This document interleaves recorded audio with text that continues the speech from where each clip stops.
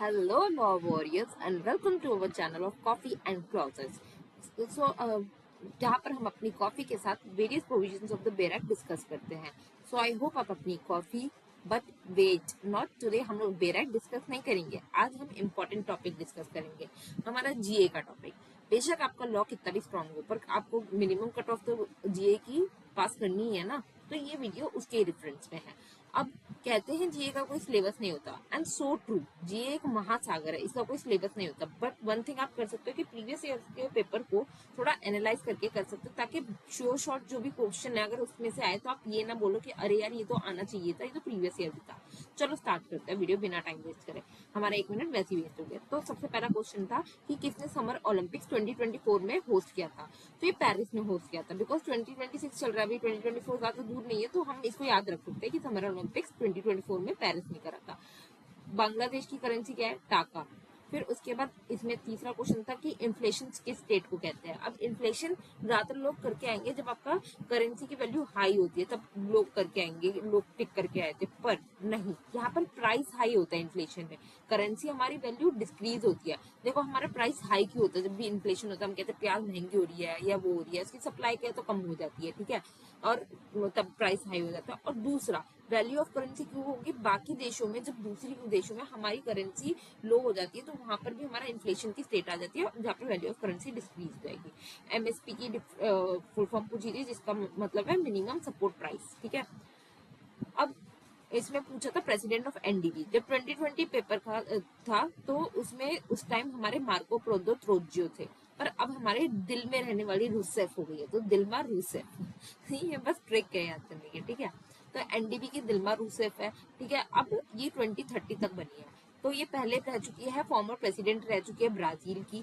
अब इनको जो वोट देके बनाया वो 5 फाउंडिंग मेंबर्स ने अनअनिमसली वोट देके बनाया. कौन कौन है? Brazil, Russia, India, China and ऐसे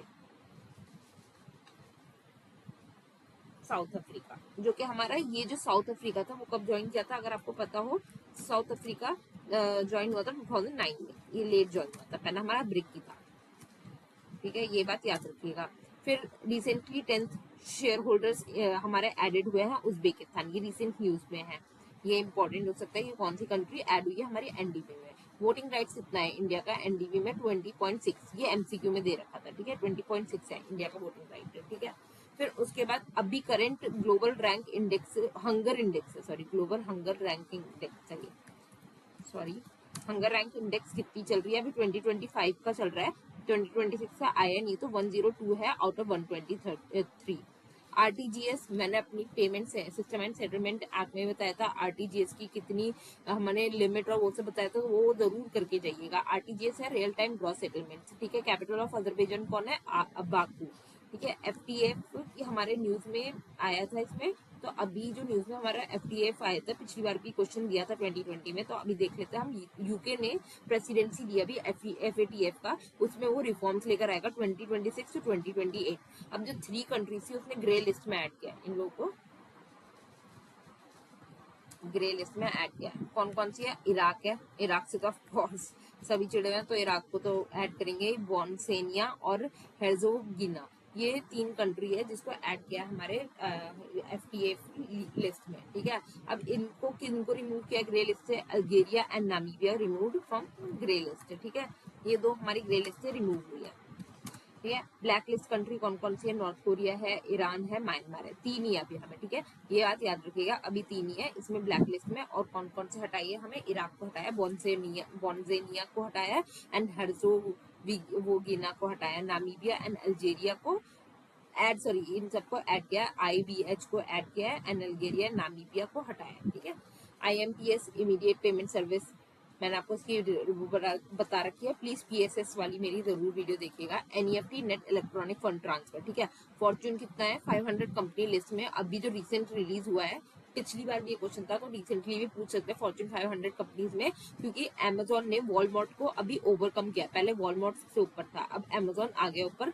3rd पे एप्पल है, और इंडिया का देखे तो 15th पे रिलायंस है. अब रिलायंस से मुझे याद है, रिलायंस भी न्यूज में था. रिलायंस भी न्यूज में था. हमारा जो मुकेश अंबानी जी है, उन्होंने 10 लाख करोड़ का एआई इन्वेस्टमेंट प्लान निकाला, जिसमें उन्होंने आईपीओ और एफपीओ हमारा इन्वाइट किया है, ठीक है. फिर number of members of world economic forum smart cities map 36, ये हमारे पिछले उसमें क्वेश्चन था, तो मैंने ऐसे के ऐसे रख दिया। ठीक है, अब ये था पैन नंबर। पैन नंबर में फर्स्ट 3 कैरेक्टर्स कितने मतलब कितने कैरेक्टर्स होते हैं, पहले आप ये बताइए मुझे, पैन में कितने कैरेक्टर्स बेस्ड होते हैं। मैं आपको 5 सेकंड देती हूँ।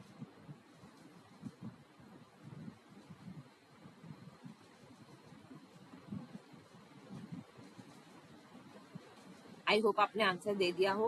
तो पैन में हमारा अगर देखें फर्स्ट 3 कैरेक्टर्स तो हमारी लेटर्स की बात करता है। फिर उसके बाद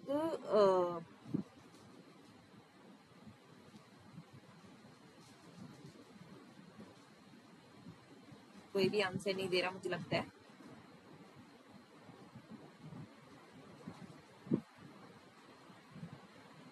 ठीक है, फर्स्ट 3 कैरेक्टर से हमारा लेटर्स होता है, वो ए होगा या फिर वो होगा। ठीक है, फिर उसके बाद में हमारे क्या होंगे, फोर्थ स्टेटस जो होगा, फोर्थ जो लेटर होगा वो स्टेटस बताएगा। ठीक है, और फिफ्थ जो होगा वो लास्ट नेम और यूजर नेम का अल्फाबेट बताएगा, बाकी सारे सीक्वेंस बताएंगे। तो टोटल हमारे 10 अल्फाबेटिक नंबर्स होते हैं इसमें। ठीक है, फोर्थ हमारा स्टेटस, फाइनेंशियल स्टेटस हमारा बताता है। फिफ्थ कैरेक्टर हमारा लेटर ऑफ सरनेम होता है। 10th कैरेक्टर जो computer generated alphabetic check prevent manual data. ठीक है, 10 होते हैं इसमें टोटल कैरेक्टर्स, याद रखिएगा पैन नंबर में 10 कैरेक्टर्स होते हैं। फोर्थ हमारा फाइनेंशियल स्टेटस बताता है। फिफ्थ हमारा बताता है कि हमारा लास्ट सरनेम क्या है।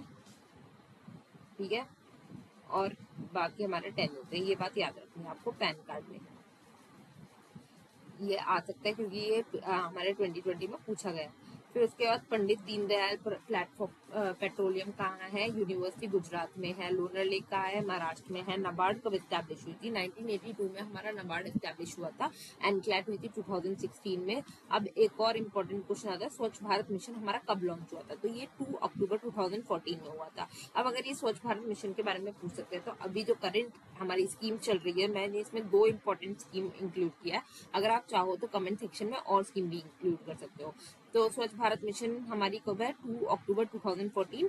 फिर एक हमारा अभी विकसित भारत 2047 है, जो हमारी लॉन्च हुई थी दिसंबर, कब हुई थी, 11/2023 में लॉन्च हुई थी। ठीक है, ये हमारा रिप्रेजेंट करता है 100th एनिवर्सरी को, और इसमें 4 डेमोग्राफिक पिलर्स की बात बताता है, युवा, गरीब, महिला एंड अन्नदाता।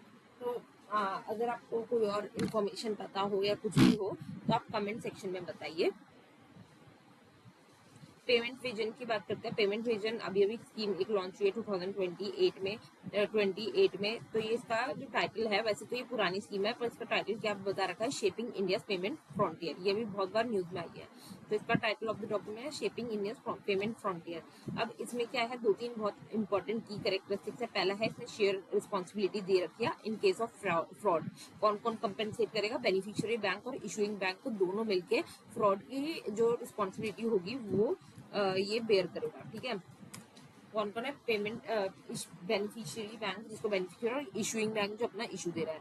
Switch off toggle transaction facilities भी प्रोवाइड कर रहे हैं, स्ट्रीमलाइन कर रहे हैं क्रॉस बॉर्डर पेमेंट्स को। किसके ऐप के अंदर कर रहे हैं, फेमा और पीएसएस ऐप के अंदर कर रहे हैं। और ये टीआरईडीएस की इनऑपरेबिलिटी कर रहे हैं ताकि वो वर्किंग कैपिटल एमएसएमई का अनलॉक कर सके। Trade receivable and discount system कहते हैं टीआरईडीएस, तो इसको ये लोग अभी इनऑपरेबल कर रहे हैं ताकि वो क्या कहते हैं, वर्किंग कैपिटल ऑफ एमएसएमई को अनलॉक कर सके। ठीक है, बीएलआई की फुल फॉर्म पूछी थी, प्रोडक्ट लिंक्ड इंसेंटिव। सीवीडी की पूछी थी, वॉज कार्ड वेरिफिकेशन डाटा। फिर उसके बाद your best day is today, ये बुक किसने लिखी है, अनुपम खेर ने। फिर उसके बाद एमपीसी की मीटिंग कितनी बार होती है, एमपीसी की मीटिंग की हमारी 4 टाइम्स ईयरली होती है। अभी करंटली कब हुई थी, अभी करंटली 5 अगस्त में हुई थी। ठीक है, वहां पर ये वैसे क्वार्टरली होती है, 4 टाइम हो रही है, साल में 4 बार होगी। ठीक है, क्वार्टरली हो गया। अभी 5 अगस्त में हुई है, अगली कब होगी, अक्टूबर 5 और अक्टूबर 7 तक चलेगी। अभी क्या रेट्स रखे हैं इन्होंने, रेपो रेट का 5.25, एसडीएफ का 5.0, एमएसएफ का 5.50, जीडीपी का 6.0, सीपीआई इन्फ्लेशन कितना लिखा है 5.1। तो अब इसमें इसको याद करने का तरीका एक ही है कि आप इसको रूट लर्निंग से याद करें, बार बार याद करें तो आपको याद हो जाएगा। फिर इसमें ये हमारा बैंकिंग अवेयरनेस का क्वेश्चन है। भारतीय महिला बैंक जो है वो मर्ज हुआ है हमारा एसबीआई से 2017 अप्रैल को। एसबीआई हमारा जो है वो स्टेट बैंक ऑफ सौराष्ट्र हमारा मर्ज हुआ था 2008 को, स्टेट बैंक ऑफ इंदौर हुआ था 2010 में। ठीक है, ये जो बीएमबी है भारतीय महिला बैंक जो हमारा 2017 में लास्ट मर्ज हुआ है, इसके साथ 5 और बैंक से मर्ज हुए थे, ठीक है।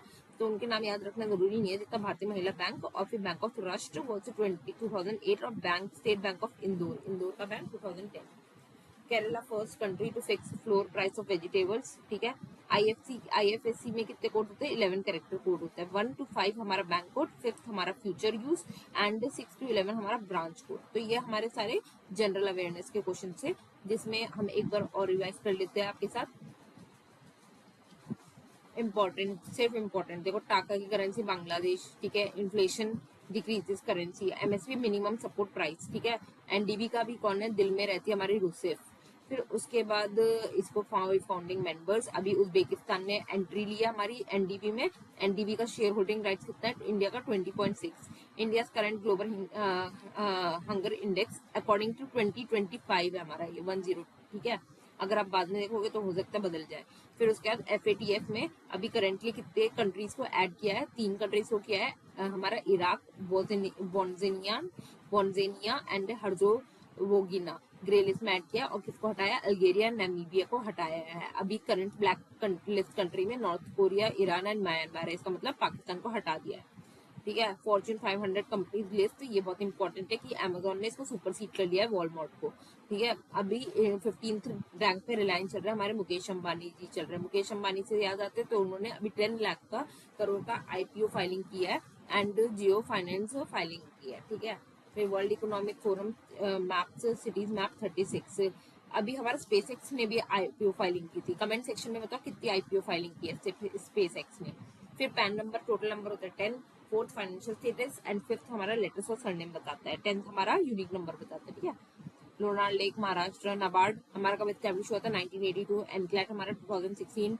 भारत विकसित मिशन हमारा 2014 अक्टूबर 2।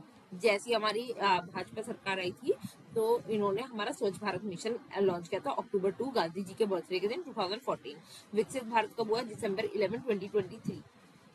कोविड के बाद हुआ है विकसित भारत हमारा 2023 में हुआ है 2047। ये लॉन्गेस्ट रोड मैप हमारा क्या कहते हैं स्कीम है, ठीक है। अभी ये 100th विजन 100th एनिवर्सरी पे हुआ है। इसके 4 डेमोग्राफिक पिलर्स याद रखिएगा, युवा, गरीब, महिला, अन्नदाता।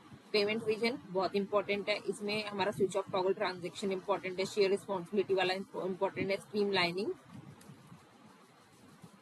Streamlining cross border payments important है, ठीक है।